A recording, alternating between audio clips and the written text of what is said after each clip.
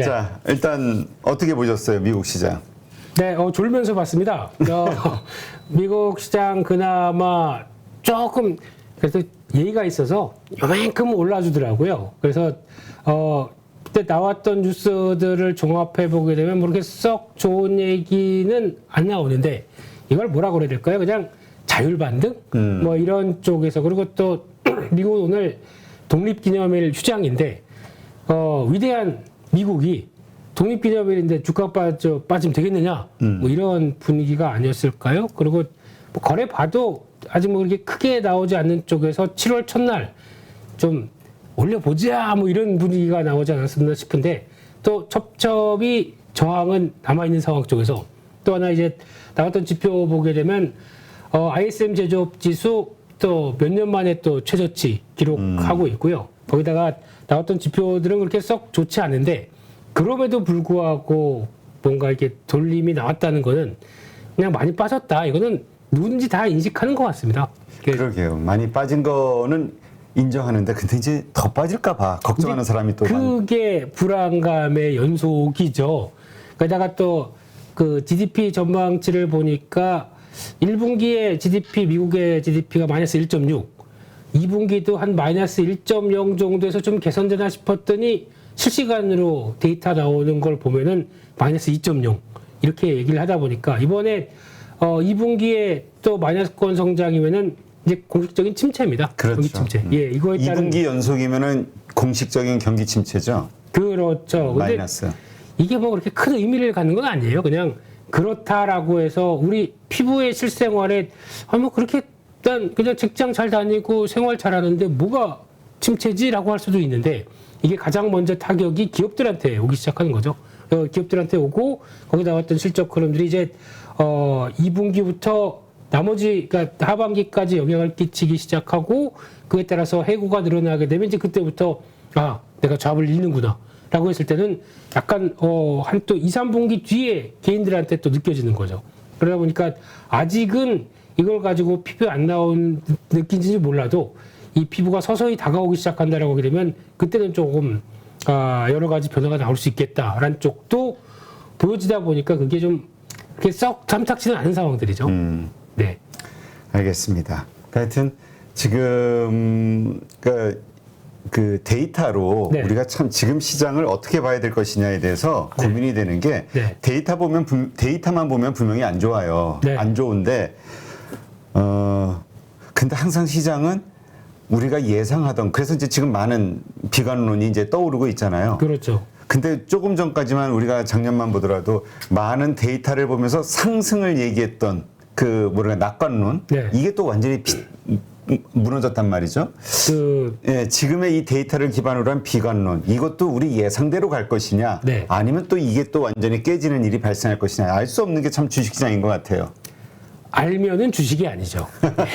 네. 몰라야 근데 뭐 그러고 보니 저도 반성이 느껴지네요. 올해 이 정도까지는 아닐 줄 알았는데 그냥 금리 상승과 그러니까 경기가 그렇게 큰 변화가 없다 보니까 금리도 같이 이어진다라는 쪽으로 생각을 했는데 이게 뭐 인플레이션이 무지막지하다 보니까 그거를 꺾을 정도로 강하게 그러니까 연준이 움직인다라는 근거가 이제 경기와의 반대적인 입장으로 나오는 거죠. 그래서 그게 여파가 이제 나오기 시작하는 거다 보니까 이제 뭐 두려움이 계속 지배를 하는데 이런 때는 이제 그런 변화가 있습니다. 지금 심리가 위축되는데 거기서 안 좋은 지표들이 나오면서 반등이 약하고 거기다가 그러니까 어제 같은 경우도 그래요. 지금 지난주 금요일 날 같은 경우도 외국인들이 한 3,400억 매도했습니다. 네. 그 중에서 공매도가 3,500억입니다. 그러니까 더 하락 쪽에 베팅을 한다는 얘기잖아요, 지금. 공매도 빼고 나면 100억 순매수예요. 그렇죠. 네. 근데 공매도가 이렇게 기승을 부립니다. 이거 이번에 금융대책이라고 지난 금요일 날 빠르게 발표가 됐었죠. 내용 나오는 거 보고 저는 그냥 그랬습니다. 왜냐면은 신용을 더 써라 이거 아니에요. 편안하게 써라. 신용 너무 확 줄이면서 수급적으로. 제 개인적으로는 공매도 제한 조치가 나왔으면 하는 생각이 들었습니다. 왜냐하면 이게 차라리 그러니까 그때 같은 경우 그렇게 나오게 되면 시장이 안정을 받아요. 이건 분명한 사실입니다. 근데 이게 지금 그러기에는 뭔가 아직 크게 밀린 것 같지 않고 또 금융당국이 할 수 있는 얘기는 그거죠. 지금은 그 한국 체력에 비해서 경제 상황에 비해서 너무 많이 빠졌다는 쪽과 함께 약간 자신감을 불러일으키는데, 근데 결국에는 여기서 만약에 더 밀린다. 그럼 저 밑에서 공매도 제한 조치가 나올 겁니다. 그 시장이 불안하다 보니까. 그러면 그동안 조금 있으면 공매도 제한 조치 나올 테다 보니까 그때 지금 신나게 매도 이렇게 나오는 것밖에 안 되고요. 게다가 신용 관련된 쪽도 아니 뭐 140%인데 지금 증권사 자율에 맞춰서 120% 뭐 100%대로 내쳐놓는다고 하더라도 만약에 이게 140%대 나가서 그나마 좀 건질 수 있는 거를 주가가 더 밀리게 되면은 120%대 100%대 나가서 더 큰 타격이 옵니다. 이거는 이게 금융의 안정 조치인가라는 생각이 들어서 예 그렇습니다. 네. 그냥 예 좀 차라리 그냥 이럴 때는 공매도로 좀 시장이 그렇게 기승을 못 부리게 좀 만들어주는 게 더 근데 뭐 한국자는 그렇게 또 얘기하더라고요. 그러면은 어차피 나올 매물은 막 나온다. 그렇다고 하더라도 한국 시장이 유독 이렇게 더 약하게 만드는 그 플러스 알파 요인들이 제거된다라고 하는 게 더 좀 그렇지 않을까요? 조금 있다가 기업 실적들 발표되죠. 이 기업 실적들이 충분하게 위축이 될 가능성이 높은데 그만큼 반영하면서 지수가 이번에도 하락한 게 그걸 반영했느냐라고 하게 되면 이것도 아직 모르는 거죠. 네. 지금 그렇다면 네. 지금은 적극적으로 투자하기에 어려운 시장이다. 관망하자. 이렇게 보시나요? 네, 저라면은 이제 지금 기준을 본다고 하더라도 그렇죠. 지금 시장이 이렇습니다. 2300선도 간당간당하는 자리까지 들어왔다가 단기 이격은 좀 이때 이 정도까지 들어왔으면 또 약간 쌍바닥 관점 쪽에서 반등 시도할 수 있겠죠. 하지만 이게 긴 시각으로 보게 되면 이게 뭐 연봉으로 봐야죠. 연봉이 아니지 월봉으로 보게 되면은 지금 하락하는데 아마 이 정도까지는 경기 관련된 이슈 쪽에서 한 2600선 무너지면서부터는 나왔다고 하더라도 지금부터는 앞서 말씀드렸던 실적과 관련된 쪽에서 기업들이 예전 수준까지 그래서 즉 이 가격대가 싸다고 볼 수 있겠느냐라는 부분들이 이제 시장에서 계속 체크해야 될 부분들인데 실적마저도 흔들리기 시작한다라고 하게 되면 지금 주가가 싸다고 나올 수 없는 부분들이 나오겠죠. 그러면 또 흔들리는 거에 대한 반응들 이거는 또 근데 이게 심리가 부정적이다 보니까 지금부터 흔들리는 거는 좀 과격하게 흔들릴 수가 있습니다. 그러니까 이거 다 이거를 485 뭐 이러고 조금 단기 반등 나와서 기대해 말어 막 이러고 있다가 오히려 또 주가가 트리거가 돼서 또 한 단계 툭 밀린다라고 하게 되면 거기서 모르겠다 뭐 이런 식으로 나오는 자포자기의 패턴이 나올 수가 있거든요. 그렇죠. 그런 거를 지금부터는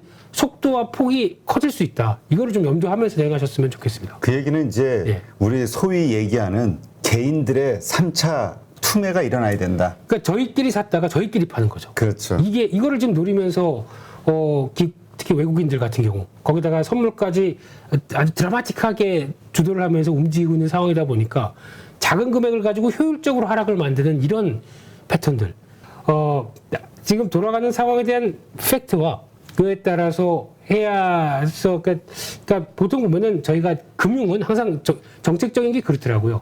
후행적으로 나오는 게 더 많지. 그렇죠. 선행적으로 대응해서 좀 잘했다라고 박수 받을 만한 내용들이 거의 없다 보니까 항상 주식시장에 있다 보니까 그렇더라고요. 그러니까 이게 우리 김 대표님은 이제 매일 또 거래를 하시니까 네. 네, 이게 그러니까 시장 참여자들의 그러니까 지금 주식을 들고 있는 사람들의 입장인 거예요. 이렇게 답답한 거지. 맞습니다. 왜냐하면 우리가 가지고 있는 어떤 그 뭐라 그럴까요? 가치보다 네. 더 어려운 혹은 더 안 좋은 가치를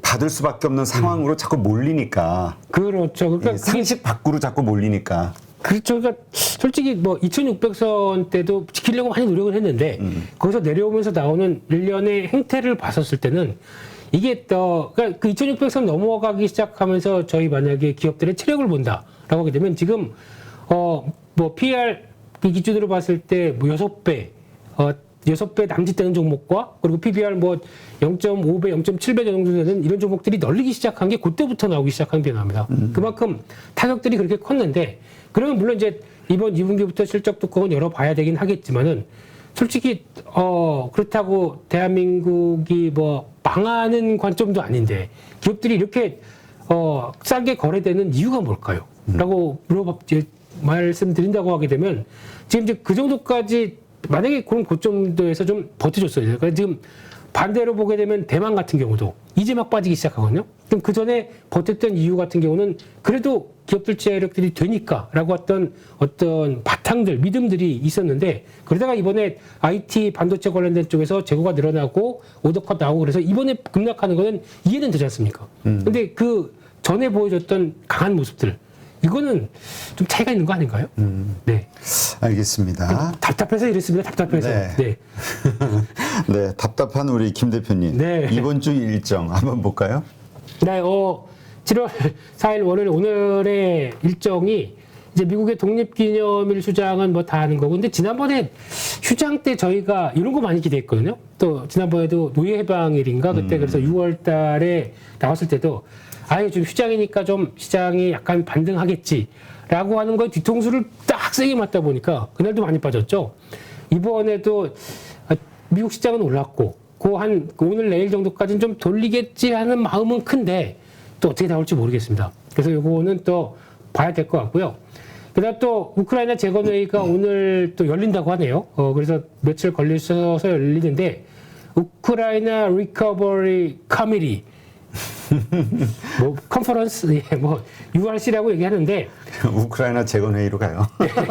네, 우제회. 네. 어려워. 네. 근데 이게 또 그래서 지금 지난번에 시간회에서도 뭐 관련된 종목들 또 움직이긴 하는데 근데 잘 보시게 되면 여기에 우리나라도 국토교통부 차관인가 참여한다고 합니다. 근데 참여하는 국가가 40개국입니다. 저희한테 떨어질 게 뭐가 있을까요? 그러니까 요게 다들 뭐 이런 생각하고 있고 뭐 우크라이나에 또 이제 돈을 지급할 여력이나 여러 가지 생각해 보게 되면 너무 이쪽에 대해서 포인트를 맞추면서 테마주에 같이 동참하는 거는 썩 좋지 못하겠다라는 쪽도 살짝 말씀을 드려야 될 것 같습니다. 네. 그리고 또 7월 5일 화요일 날은 중국의 6월 차이신 PMI 서비스업인데 지금 국가에서 발표하는 것보다 이게 더 중요하겠죠. 차이신 쪽이다 보니까 지금 제조업 서비스업 쪽에 나오는 변화 물론 50대 넘어갔다 그래서 좀 변화 요인들이 나온다라고 하는데 그냥 저희가 드는 느낌은 좋겠다. 이게 다죠. 중국만 올라가죠. 그리고 지금 최근에 중국과의 흐름을 보게 되면 과거에는 우리나라가 중국과의 교육 비중이 좀 그래서 가장 높다 보니까 거기서 나오는 중국 시장의 연동력을 봤었을 때 지금은 왜 이렇게 연동이 안 되느냐라고 보게 되면 이번에 무역 수지에서 나오는 것 같아요. 지금 중국과의 무역 수지가 지금 처음으로 적자나기 시작한다고 하죠. 그렇다는 얘기는 중국과 한국의 산업 관계가 예전에 이제 약간 또 우리 기술을 가지고 또 중국에 수출했던 쪽이 이게 이제 경쟁 관계로 바뀌는 느낌이 듭니다. 네. 그러면 이제 중국이 더 이상 기술도 많이 올라오다 보니까 한국과의 어떤 보완 관계가 아닌 경쟁 관계로 갔었을 때 한국이 얼만큼 잘 대응할 수 있겠느냐. 이것도 앞으로의 숙제 같고요. 네. 일단 계속 나가게 되면 화요일 날 7월 5일 화요일 날 한국 6월 소비자 물가 지수가 발표됐는데 CPI가 5.4% 지난 5월 달 이번 달에 6% 넘을 걸로 전망합니다. 이렇게 되면은 또 한국은행에서 이를 어떻게 해석할까라고 하게 되면 금리의 변화가 좀 가속화될 수 있겠다는 것도 이제 눈길이 가고 있고요. 그래서 이 부분은 또 한국은행 해석과 같이 생각해야 될 것 같고요. 또 7월 6일 수요일 날 같은 경우는 미국의 6월 FOMC 의사록 공개. 근데 뭐 이거 공개된 거 가지고는 뭘 큰 변화는 없을 것 같고 저희가 다 아는 내용들을 갖고요. 거기다가 서비스업 지수 발표되는 것 그냥 뭐 그렇게 서비스업마저도 흔들릴까 아니면 지켜지나 이거 체크해야 될 것 같고요. 그 밖에 이날 수소 관련된 비즈니스 서밋 인베스터 데이라고 있는데 또 이제 대기업들 다 들어오는 것 같습니다. 워낙 이쪽에 대해서 수소 우리 하겠다라는 입장이다 보니까. 근데 친환경 그 신재생 에너지 쪽에서 수소 쪽도 이쪽이라고 봐야 되는데 이쪽은 최근에 거의 안 움직이네요. 그러니까 태양광 그리고 또 풍력 이쪽은 강한데 수소 쪽은 영 힘이 없습니다. 그래서 아마 이게 지금 당장 필요한 게 어디냐, 당장 돈 투입해서 에너지를 찾을 수 있는 데가 어디냐라고 하게 되면 수소는 좀 대규모 장치가 필요하다 보니까 조금 좀 먼 얘기 같고 그래서 아직 여기까지는 안 넘어간다라는 쪽에서 영향력은 그렇게 크게 없을 것 같고요. 7월 7일 목요일 날은 요거 보셔야죠. 삼성전자 오전에 LG전자 오후에 지금까지 이렇게 나왔는데 실적 발표가 앞두고 있는데 뭐 주말 사이에 나온 거 보니까 뭐 LG전자는 지난 분기 대비해서 영업이익 반토막이다. 뭐 삼성전자는 이제 실적 하향의 시작이다. 뭐 난리더라고요. 네. 안 좋을 땐 안 좋은 것만 먼저 보입니다. 맞아요. 네. 근데 그럼에도 불구하고 그런 눈높이를 낮췄다가 좀 약간 선전하는 거 나왔다. 시장이 어떻게 반응할까? 물론 실적 발표 때 삼성전자, LG전자 실적 발표하고 주가가 크게 변하는 거 별로 본 적이 없습니다. 근데 그럼에도 불구하고 저희 우려를 조금이라도 좀 낮춰주는지 역할들 봐야 될 것 같고요. 그 밖에 7월 7일 금요일 날 미국의 6월 고용 보고서가 나오는데 이게 지금까지는 고용은 좋다라고 봤었습니다. 근데 그 좋은 고용들이 아마 혹시 지금 실업률이 한 4%대 중반까지 간다고 하더라도 연준이 용인할 것이다. 그러니까 즉 물가를 잡기 위해서 올인하다 보니까 그 정도까지는 볼 것이다라고 하게 되면 만약에 이제 경기와 관련된 좀 침체나 아니면 좀 이상 신호가 나오기 시작하게 되면 실업률이 올라가는 게 이제 확인이 되겠죠. 그러면 그러면 연준이 그 인플레이션이 잡히기만 하면 그러니까 실업률 올라가고 인플레이션 떨어지고 그러면은 연준이 금리 인상을 강하게 못할 것이다라고 하는 요 레벨들 확인되기 시작하게 되면 그때부터는 시장이 하락이 멈출 것 같습니다. 근데 그게 그러니까 이걸 실업률 올라가는 걸 좋아한다고 봐야 될 건 아닌데 그러니까 예. 지금 이야기하는 게 안 네. 좋은 데이터가 나와야 이게 마무리가 되지 않겠냐. 그게 이제 마지막 충격을 주면서 반전을 기대하는. 근데 거기서 중요한 게 인플레이션이 잡히는 신호가 나와야 되는데 이제 약간 나오긴 있습니다. 뭐 곡물 가격부터 이제 조금씩 더 나오긴 하는데 아직은 모르죠. 이건 또 언제 틀지 모르니까요. 네. 알겠습니다. 저기 홍춘욱 박사님은 PMI 지수가 한 45 정도 되면은 시장에 큰 충격, 그 경기 불황 이걸 의미하니까 네. 뭐 이런 얘기 하시는 뭐 그런 경우도 있긴 하더라고요. 네, 45면은 지금 52인가 뭐 그런데 엄청난 충격인 거죠. 엄청난 충격이고 그러면 한국은 수출이 확 꺾입니다. 그러게. 그러면 수입은 그대로다 그러면 무역 적자가 더 커지겠네요. 좀 그러니까 이렇게 여러 그 생각을 하는 분들이 많아요. 참. 그러니까 알 수가 없는 거야. 그러니까 우리 이 시장은 알 수 없다가 정답이지 뭐. 알 수 없기 때문에 주식이죠. 그렇죠. 네, 그러니까 네. 알 수 없지만 어떻게든 최대한 우리가 그 예상을 해보고 그 벌어진 환경에 맞춰서 근데 이런 쪽에서도 가장 추적하셔야 될 거는 그래서 PMI가 어쩌고 저쩌고 환율이 그러면 환율이 미치는 변수 이런 거 다 따지는 게 중요한 게 아니고요. 그런 건 다 데이터로 나오면서 됐는지를 보되 저는 기업들 챙겨야 됩니다. 기업이 그래서 이때 우리 내가 투자하는 기업들은 꾸준히 그래서 성과를 보이는가 그때보다 더 써졌는가 그러면은 하락한다고 하더라도 기다렸다가 하락의 정점대에 가서 바닥권이 들어온다 그러면 사야죠. 내가 보던 기업들을.